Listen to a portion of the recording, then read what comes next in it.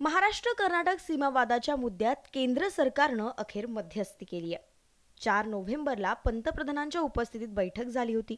त्यानंतर आज 14 डिसेंबरला केंद्रीय गृहमंत्री अमित शहा यांनी संध्याकाळी दिल्लीमध्ये बैठक बोलावली आहे। या बैठकीला मुख्यमंत्री एकनाथ शिंदे आणि उपमुख्यमंत्री देवेंद्र फडणवीस जाणार आहेत, तर कर्नाटकचे मुख्यमंत्री बसवराज बोम्मई सुद्धा उपस्थित राहणार असून या बैठकीमध्ये महाराष्ट्रासोबतच्या सीमावादावर राज्याची भूमिका स्पष्ट करू असं ते म्हणालेत। त्यामुळे या बैठकीत काय चर्चा होणार आहे याकडे सगळ्यांचं लक्ष लागलंय। पण दरम्यान राज्याच्या इतर सीमा भागातील 100 पेक्षा जास्त गावांनी मध्य प्रदेश, तेलंगणा, गुजरात सारख्या इतर राज्यात जाण्याचा इशारा दिलाय, हे तुम्हाला माहिती आहे का?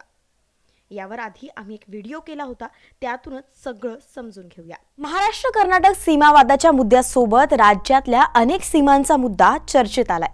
मध्य प्रदेश, तेलंगणा आणि गुजरात अशा सगळ्याच सीमांवरच्या गावांना विकासापासून वंचित राहिल्यासारखं वाटतंय असा सूरच सध्या निघतो आहे।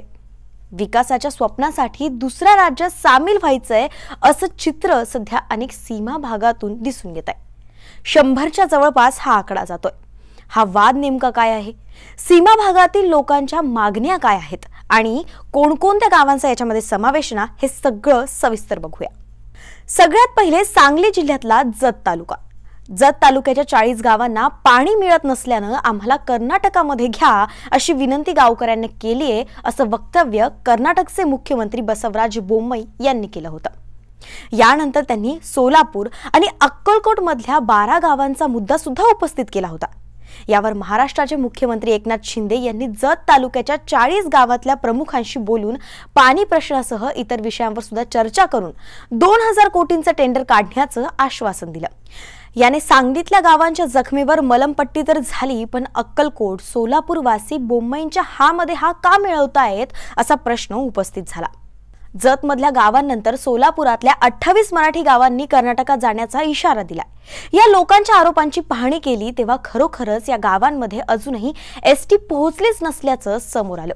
विशेष म्हणजे कधी काळी महाराष्ट्राचे मुख्यमंत्री आणि देशाचे गृहमंत्री राहिलेले सुशीलकुमार शिंदे याच मतदारसंघातून निवडून आले होते, पण तरी सुद्धा या गावांच्या समस्या अजूनही सुटल्या नाहीयेत। 2019 मध्ये या गावकऱ्यांनी मतदानावर बहिष्काराचा इशारा सुद्धा दिला होता, तेव्हा सुद्धा सरकारनं दखल घेतली नाही, म्हणून अखेर कर्नाटकात जाण्याचा इशारा या लोकांनी दिलाय। यानंतर तेलंगणा आणि महाराष्ट्राची सीमा असलेल्या नांदेड आणि चंद्रपूर मध्ये सुद्धा लोकांनी राज्य सरकारच्या विरोधात भूमिका घेतली आहे। बुलढाण्यातल्या 4 गावांच्या नागरिकांनी मूलभूत सुविधा मिळत नसल्यानं मध्य प्रदेशमध्ये जाण्याचा निर्णय घेतलाय।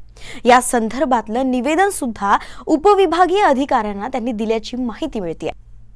भरीसभर महाराष्ट्र गुजरात सीमेवर असलेल्या नाशिक मधल्या 50 पेक्षा जास्त गावांनी गुजरातमध्ये जाण्याची इच्छा व्यक्त केली आहे। नाशिकच्या सुरगाणा तालुक्यातल्या उंबरठाण, पांगरणे, मालगोंदा यासह 50हून जास्त गावांनी महाराष्ट्रातली ही गावं गुजरात राज्यात विलीन करून घ्यावी अशी मागणी गुजरात सरकारकडे केली आहे। ही मागणी पुढे नेण्यासाठी या गावकऱ्यांनी सुरगाणा सीमा संघर्ष समितीची स्थापना सुद्धा केली आहे आणि थेट गुजरातमधील नवसारी जिल्ह्यातील वासंदा तहसील कार्यालय गाठलं आहे आणि तिथल्या प्रशासनाला निवेदन सादर केलंय। विशेष म्हणजे राष्ट्रवादी काँग्रेसचे तालुकाध्यक्ष चिंतामण गावित यांनी गावकऱ्यांसोबत ही मागणी केली आहे। या दुर्गम भागातील नागरिकांना स्वातंत्र्याच्या 75 वर्षांनंतर सुद्धा वीज, पाणी आणि शिक्षण मिळत नाहीये असं बोललं जात आहे। याचं सत्य काय आहे हे जाणून घेण्याचा ग्राउंड रिपोर्ट न्यूज 18 लोकमतनं थेट गुजरात आणि महाराष्ट्राच्या सीमेवर असलेल्या गावांमध्ये जाऊन केलाय। खाली बॉक्समध्ये त्याची लिंक देतोय। रियालिटी चेक जाणून घ्यायचं असेल तर हा व्हिडिओ तुम्ही नक्की बघा। सरकार बदलतात पण या भागातील लोकांचे मूलभूत प्रश्न सुटत नाहीयेत अशी खंत या सर्व सीमा भागातील गावकऱ्यांनी व्यक्त केली आहे। हा गावांचा आकडा 100च्या जवळ गेलाय। अजून सुद्धा यात किती भर पडते हे समजणारच आहे, मात्र यानं सरकारची डोकेदुखी वाढणार आहे आणि राज्याचं राजकारण अस्थिर होणार आहे हे मात्र नक्की। तुम्हाला या सीमा भागातील गावांच्या स्टँड बद्दल काय वाटतं मला कमेंट्स मध्ये नक्की सांगा आणि अशाच माहितीसाठी न्यूज 18 लोकमतच्या सगळ्या डिजिटल प्लॅटफॉर्म्सला फॉलो करायला तेवढं विसरू नका।